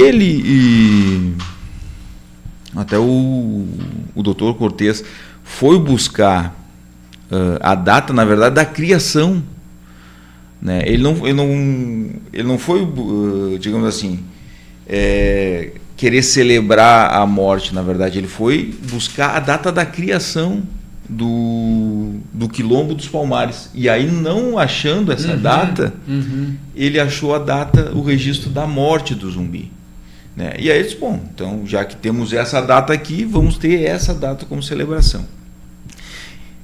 E além, então, do 20, né, de novembro, a gente tem, no 14 de novembro, o massacre de Porongos, né, na Revolução Farroupilha, né? E ainda depois tem um segundo massacre no Cerro de Porongos lá em Piratini, mas tem um segundo massacre também ainda antes do final da Revolução Farroupilha. E no dia 21, no caso ontem e hoje, né, basicamente, a gente tem a Revolta da Chibata, uma outra data importantíssima da nossa história também, né? Com o protagonismo de um negro gaúcho, né, o João Cândido, né, nascido aqui na Coxilha, em Dom Feliciano, né, que dá nome ao parque lá em Dom Feliciano, na época era Encruzilhada, né, liderou então as embarcações. O Almirante Negro liderou as embarcações contra os maus tratos que a Marinha, né, aplicava aos seus negros, né, aos seus marinheiros negros, né? Então tu vê esse mês de novembro quantas datas importantes a gente tem para discutir isso. E eu tinha separado essas datas Nas efemérides. Nas efemérides para fazer o programa de ontem, Flávio, que a gente não conseguiu, mas de qualquer forma. Exato, mas faremos semana que vem, né? Vamos fazer. Especial, né? De qualquer forma, né, fica o registro. A pergunta que eu vou fazer aí agora. Só antes da tua pergunta, não quero interromper, o mês de novembro também marca o Dia da Umbanda. 15 de novembro, em São Gonçalo, Rio de Janeiro, foi fundada pelo médium Zélio Fernandino de Moraes. Aos 17 anos, né, ele incorporou o espírito do caboclo das 7 encruzilhadas e anunciou o surgimento de uma nova religião. A data, então, foi oficializada no Brasil como Dia Nacional da Umbanda pela Lei 12.644, de 18 de maio de 2012. Estou certo, Pai Gilberto? Está certo, mas eu vou fazer uma pequena correção. Né? O Zélio e o Caboclo, né, eles não fundaram a Umbanda. Uhum. Porque o ato de fundar é da tradição escrita. Uhum. O ato de fundamento, se você olhar teologicamente, é da tradição escrita de tu fundar uma religião. Uhum. Ele anunciou a religião. Ah, perfeito. O que ele fundou depois foi a casa onde essa religião se expressou. Foi a tenda espírita, né, a primeira tenda espírita de Umbanda lá do caboclo das 7 encruzilhadas. Uhum. Nesse sentido. Então ele anunciou. Uma coisa interessante, né, que nós todos sempre temos que lembrar, que olha que algo sui generis que ocorreu. O repórter da época, escritor, depois famoso, e depois foi médio de uma das casas do Zélio, Fernandinho de Moraes, o Leal de Souza, ele escreveu vários livros depois sobre Umbanda e tudo. Ele entrevistou o caboclo das 7 encruzilhadas, teve acesso a essa intimidade, e logo nos primórdios ali da casa, né, da casa Nossa Senhora da Piedade, que era a casa que o caboclo se manifestou depois. E ele entrevistando o caboclo disse para ele assim: olha, antes de 1908, nós temos que reverenciar o caboclo Curuguçu, que esse caboclo trabalhou por anos para este advento que chegou a ser daí agora a Umbanda. Ou seja, esse caboclo Curuguçu trabalhou para que isso ocorresse por anos. Ou seja, que isso significa o quê? 1908 por anos, vamos ao século passado, 1800. Né? Mas daí eu pergunto o seguinte, olha que interessante muito isso. Naquela época, as religiões e até as manifestações mediúnicas que existiam, na sua grande maioria, eram o quê? De candomblé, por causa dos negros. E os negros não admitiam a incorporação de Egum, que é o caboclo. Ou seja, o caboclo Curuguçu, se ele fosse, por assim dizer, baixar num ilê de candomblé ou alguma coisa assim da religião, eles não deixariam. Então, onde é que esse caboclo fazia isso? Em determinados núcleos que não eram de candomblé, mas que ainda não sabiam o que eram. Mas como assim, Pai Gilberto? Isso é como assim, ó, a Umbanda estava grávida, tu não sabia qual o nome que tu ia dar, porque tu não sabia nem qual a criança, se era... Mas já estava em gestação. Tanto é que o caboclo 7 encruzilhadas diz que o caboclo Curuguçu baixava em vários locais preparando esse advento. A tradução, né, desse nome Curuguçu, que é o nome ameríndio, é o grito do guardião, ou seja, aquele que está anunciando, aquele que vem para anunciar uma coisa nova, nesse sentido. Né? Então, eu sei que muito historiador coloca que o Zélio fundou, mas isso é o que? Isso daí é um argumento de transformar a Umbanda numa religião, de novo, né, associar a tradição escrita. E os próprios umbandistas, em determinado momento, tinham justamente usavam também desse artifício, e muitas vezes até inconscientemente. Por quê? Porque se tu diz que tu és da tradição oral, tu vai chegar a uma encruzilhada, tu vai perguntar assim, não, mas peraí um pouquinho, se eu sou da tradição oral e não da escrita, não existe Jesus, não existe Natal, não existe Páscoa, por isso é da tradição escrita. E daí muita gente, como o Brasil foi um país católico, né, vai ficar sem chão, de uma hora para outra, mas quem eu sou? Se todos os anos eu comemoro a Páscoa, comemoro o Natal, como é que eu fico isso? Vou negar isso? Se está no meu inconsciente, né? Sim. Então daí o que acontece? Isso fez o quê? Que a gente silenciasse como religião de tradição oral, no silenciamento, né? Que as pessoas não perceberam, e por isso que o intuito de hoje levar reflexões sobre o sincretismo, e esse é um dos, por assim dizer, entre aspas, danoso, de não compreensão dessa faceta. Então nós temos que ter essa ideia clara, por isso que usa o termo fundar, mas ele não funda. Fundar que significa o quê? Tu tem que ter uma data certa, um profeta que vai anunciar essa data certa. Todas as religiões que veio da tradição escrita é assim, né? Então nós vamos ver que tem uma data certa, um local certo, desceu do morro, vem com as placas, ou seja, tem um roteiro, e eu não estou criticando o roteiro, eu só estou constatando que ele existe, que ele é assim, mas isso é da tradição escrita. A anunciação, né, é o que? É o caboclo incorporando, e não profetizando, que é diferente, de novo, né, porque a incorporação é da tradição oral, ou o transe, melhor dizendo, que tanto faz candomblé como umbanda, enfim, nesse sentido. Agora, é errado nós, agora vem o questionamento, né, para não deixar sem resposta, é errado a gente, por assim dizer, comemorar o nascimento de Jesus, ou a sua passagem para o plano da dimensão espiritual na Páscoa? Não, não é errado. Mas daí tu não está conflitando com a tradição escrita, tu não está colocando? Não, gente, o que eu sempre coloco é o seguinte: a tradição oral, nós temos o Pai Oxalá, que, por assim dizer, é sincretizado com Jesus, sincretizado. Não que Jesus seja o Oxalá. O orixá é anterior à tradição essa escrita. Os orixás são anteriores, milhares de anos antes disso. Então nós vamos ver o seguinte: mas quem é Jesus? Jesus é o representante mais próximo que todos nós temos na humanidade hoje, que ele pertence à coroa do verbo crística. A Umbanda é crística, não é cristã. E aí é que está a diferença. A Umbanda é crística, porque tem a coroa do verbo que está associado daí sim às cortes de Oxalá, ou de Orixalá, como melhor dizendo, né?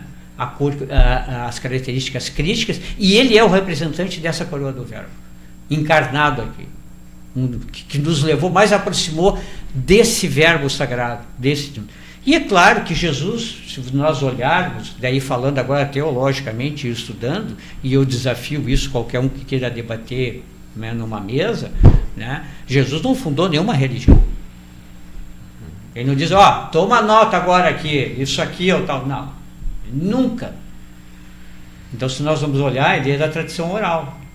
O que veio depois é que foi os registros e que daí transformou numa... E aqui não é uma crítica, é só uma constatação. É verdade.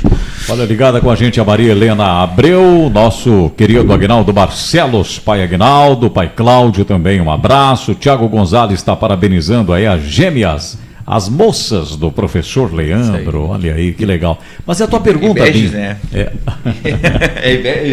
As crianças os gêmeos, né? Sim, Cosmo, que também é uma linguagem da tradição escrita. Pois né? eu ouvi o Cosmo e Damião, que eram médicos e tal, né? Veja bem, rapidamente, eu sei que o tempo nós estamos... Isso, estamos estourando o tempo, nós temos minutinhos ainda. Nós vamos ver o que? Cosme, veja bem, é o orixá das crianças, perfeito? Cosmo, o que está significando o quê? O cosmos. Dó 1, a primeiro som da nota musical do universo. Dó, Ré, Mi, Dó 1, se aglutinando com a unidade, o início. O início. Então, se nós vamos dizer aqui, ó, Cosme, Dó 1, Damião, o Dá e o Mião, aí daí nós vamos entrar assim, é um assunto da filosofia extenso. Da religião extenso, mas isso não são. E daí foi associado com esses, de novo, né, como a Umbanda em determinado momento, por se sentir órfão, e eu tenho que ser cristã, incorporou esses elementos da tradição escrita, né? E está na hora de nós começarmos a desassociar isso, né? Então, nada melhor, porque a Umbanda, né, tem fundamento, né? E antes de encerrar, eu só queria deixar... Tem uma perguntinha do Binho também, eu até interrompi o Binho com a data do 15 de novembro, a tua pergunta que tu ia não, mas conclui até para terminar o raciocínio. Não, então cada vez mais nós vamos ver que esse sincretismo, se em determinado momento ele nos colocou na sobrevivência, né, no sentido de não ser tão atacado, apesar de ser sempre atacado, ele também foi uma forma de nos silenciar, de nos doutrinar, né, de nós daí não procurarmos as nossas próprias raízes, a nossa ancestralidade, né, o nosso desconhecer daquilo tudo que nós propagamos, né, ou pensamos que conhecemos da religião. Mais ainda, vou dar um exemplo clássico, né, de como é isso. Por o Brasil afora, aí nós temos aí em milhares de terreiros que muitas vezes abrem os seus trabalhos, ou indeterminadamente no decorrer dos trabalhos de uma gira, aí tem as orações, então tem a prece de Cáritas, tem o Pai Nosso, tem tudo isso. Mas por que isso? Isso é tudo da tradição escrita. E que foi incorporado, e não que isso não tenha valor, não tenha peso, e que não é bom. É bom. Não estou dizendo, não é, a questão não é essa. A questão é tu ocupar um espaço, né? E essa ocupação de um espaço através desse sincretismo, nesse estágio, foi pernicioso. Porque eu pergunto o seguinte: as entidades de Umbanda, seguramente isso já foi comprovado por várias e várias giras, por milhares, por N anos, mais de 100 anos que tem a Umbanda, no seguinte: o caboclo, o preto velho ou a criança, ao ser consultado, ele consulta, ele te receita para a saúde, ele te consulta para a tua harmonização emocional e para a tua serenidade mental, ou seja, ele sabe tudo. Ele diz um ponto novo, que tem uma decodificação dos pontos cantados da Umbanda, e eu pergunto, será que esse preto velho, esse caboclo, não saberia uma oração da tradição oral? É óbvio que sim. Mas por que ele não diz? Porque o condicionamento do médium está tão grande, de muitos médios, no sentido dessa tradição escrita, de validar, que não há espaço para que isso ocorra. É óbvio que se eu sei, vamos supor que eu sou a entidade, eu sei, e eu não sou, quero deixar bem claro que é só um exemplo. Se a entidade receita, cura, faz e tudo, será que ela não teria condições, né, de dar uma singela oração, uma evocação, uma reza forte ou alguma coisa nesse sentido? É óbvio que sim. Só porque isso não ocorre, porque está tão forte ainda esse sincretismo que castrou a criatividade, a espontaneidade, a naturalidade.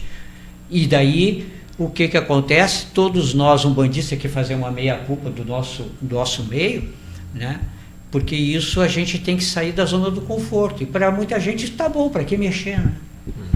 Mas isso cada vez mais nos invalida como religião e mais nós somos atacados, justamente por esse meio da tradição escrita.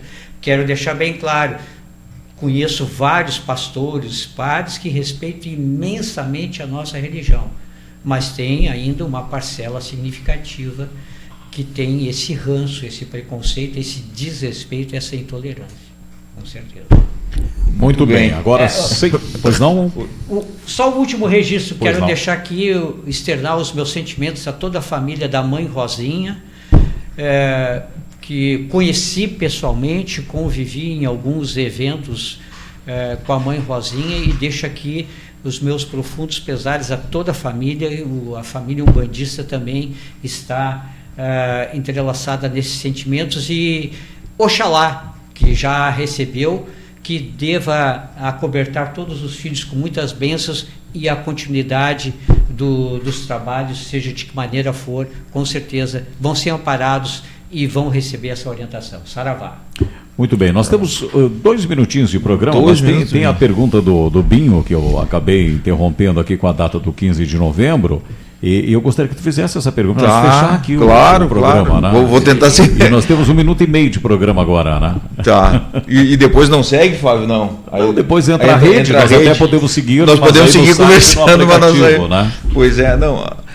eu estava ouvindo, enfim, com muita atenção o pai Gilberto, e ele comentou ali essa questão que Cristo não formou o cristianismo, e de fato não, né? Jesus era de uma comunidade judaica, né? E durante um bom período o próprio cristianismo foi uma espiritualidade oral também, né? O próprio Jesus, o que se entende por Jesus histórico, imagina-se como um camponês, inclusive analfabeto, pela própria baixíssimo percentual de pessoas naquela época que eram letradas, né? Então, o que foi escrito sobre Jesus, né, o cristianismo foi fundado depois. Então, durante um período, de fato, ele era também uma religiosidade, né, oral, da tradição oral. Como o próprio judaísmo. O próprio judaísmo passou séculos sendo uma espiritualidade oral também, né? Se imagina que no cativeiro lá da Babilônia que eles começaram a escrever todo o Velho Testamento, né? Mas passaram séculos antes sendo uma tradição oral. Ou seja, que isso é muito comum, que as religiosidades, as espiritualidades passam por esse processo, inclusive com o sincretismo também. O sincretismo no cristianismo é muito claro enfim, na escolha das datas, né? O 25 de dezembro, né, como data do nascimento de Cristo, como uma data que remete às festas romanas, às Saturnálias, né? Então, ou seja, a gente estava falando do sincretismo, né, das religiões afro com o cristianismo, mas o próprio cristianismo tem o seu sincretismo com as crenças romanas daquele período. E se tu pegar ainda o judaísmo, que era anterior ao cristianismo, ele tinha alguns sincretismos, ou pelo menos algumas crenças, que ele compartilhava com os assírios. Ou seja, eu enxergo que as religiões, as espiritualidades, elas passam por esse processo de sincretismo, passam por esse processo de um período de oralidade, mas depois eles passam por um período da escrita. E eu acho que é o período da escrita que, de alguma forma, reforça isso. Eu queria opinar, eu fiz todas para fazer a pergunta agora, né, do pai Gilberto, se as religiões afro pensam alguma coisa nessa questão da escrita, de alguma coisa, de formar algum texto, de se pensar os pais de santos, começar, puxa, seria interessante a gente começar a registrar isso aqui, ou não, ou estou completamente enganado. Não é do modus operandi da tradição oral. E por que não?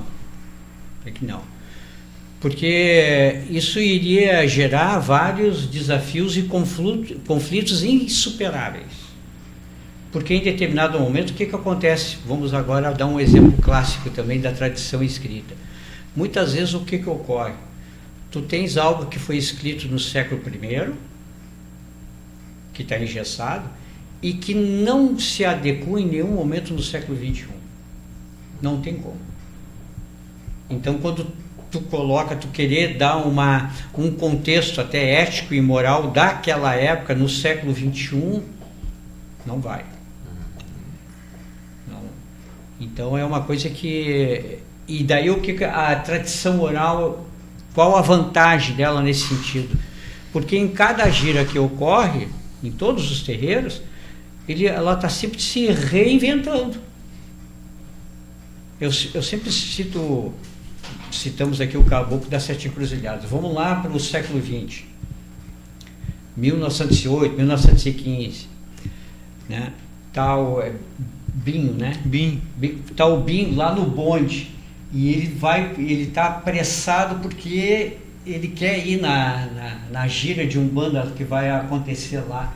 E o bonde está mal parando e ele já quer descer. E ele desce, sabe? Ele é todo e tal, e desce. E daí o que acontece? Ele tropeça e vira o pé. Esse caboclo lá, quando ele chega lá no terreiro, vai fazer um emplasto com erva, com alguma coisa, com as ervas daquele momento, daquele estágio, ou vai receber uma minâncora, não sei se eu estou bem lá no antigo, lá, aquelas pomadas, aqueles, né, engüeto, né, melhor dizendo, que é da época. Né? Hoje, o que ele receitaria? Hoje, né, tu desce do teu carro, tropeçou, o acidente é o mesmo. As ferramentas se qualificaram. Não vou precisar dizer, não, o unguento aquele lá que era o... Estou dando um exemplo assim, para nós termos a compreensão de como se tu ingessa com uma tradição, né, da escrita, ele em determinado momento ele fica inviável. Fica inviável. Porque, e mais ainda, como nós somos uma religião de transe mediúnica, os caboclos, os pretos velhos, eles sempre estão nos atualizando com o tempo real da Aruanda dentro do possível na materialidade que é o nosso mundo, o mundo natural, com o mundo sobrenatural. O que significa isso? Né? Sempre uma linguagem atualizada. Tanto é que os filhos não estranham, né? Por mais que o caboclo, um caboclo genuíno às vezes se apresenta, tem uma linguagem, tem determinado, e são conhecedores profundos das ervas, algumas coisas, eles vão adaptar aquela linguagem nesse momento propício. Se tu tem um código, né, vou dar aqui ó, um testemunho, por exemplo, o André Trigueiro, repórter da TV Globo, ele é espírita. Ele colou depoimento dele, a dificuldade da renovação dos jovens no espiritismo, porque a maioria, a idade média é de 60 anos agora dos espíritas. Os jovens não chegaram, não se renovaram. E ele acredita isso ao quê? Justamente que o espiritismo tem o quê? O evangelho segundo o espiritismo, ou seja, uma tradição escrita. E o que diz esse evangelho lá? Ele diz assim, o jovem vai olhar assim, ó, lá na Gênesis, lá do Espiritismo, Deuteronômio 5:4. Já o nome espanta o cara. Deuteronômio. Não está atualizado. Não dialoga, né? Não dialoga. Nós somos aqui na internet, não dialoga. Agora, um ponto cantado que tem o caboclo, ou um ponto cantado do Preto Velho, hoje está na internet, em tudo que é lá. É verdade. Ou seja, atravessou o tempo. Pai Cláudio Kubiak, excelente programa, grande abraço, Flávia, a todos da bancada, o mano Kleber Trintim, axé Pai Gilberto, Agnaldo Barcelos também na escuta, axé a todos, grande abraço aí, audiência fantástica aqui, bombando, 80 pontos no Ibope, Pai Gilberto, hein? Vamos ter que trazer o Pai Gilberto aqui mais seguido aqui, né? Com certeza. Não, o programa assim com uma audiência fantástica, né? Gente, muito obrigado pela presença de todos. Meio-dia com mais 4 minutos, né? Eu já cortei a rede aqui porque deveria ter entrado ao meio-dia. Já desconectei aqui a rede para fazer aqui o encerramento. Agradecer o Binho, o Pai Gilberto, o professor Leandro. Obrigado, professor, pela participação. Até sábado que vem, se Deus quiser, né? Obrigado, Binho. Até sábado que vem. Até obrigado. Quinta, nós com o Mundo na Cidade, né? Tudo que acontece ao entorno do Brasil, você fica sabendo aqui no Mundo na Cidade. Pai Gilberto, só tenho que lhe agradecer. Muitíssimo obrigado pela presença. Passou muito rápido, foi um papo agradável e um prazer estar com os amigos aqui e compartilhar, né, com toda a comunidade umbandista. Um abraço a todos. Muito axé para todos nós. Muito bem, pai Gilberto com a sua participação hoje no Tá na Mesa, com o professor Leandro, também com o Binho e comigo aqui no estúdio. Agora 12:05. Obrigado pela companhia, ótimo final de semana a todos. Previsão de chuva, tempo nublado, né? Curtir a família com uma chuvinha também é maravilhoso, gente. Ótimo fim de semana. Segunda a gente se encontra 7:50 no Boletim do Trânsito e às 8:15 com Cidade Aberta, depois às 6 da tarde no Jornal da Cidade. Vem aí a Maratona Rádio Cidade em rede, gerada pela nossa Rádio Cidade Porto Alegre. Valeu, tchau pessoal. Cidade. A sua Rádio Cidade na internet. A gigante da web. Com transmissão ao vivo em todas as plataformas digitais. No site, redes sociais, canal do YouTube e pelo aplicativo.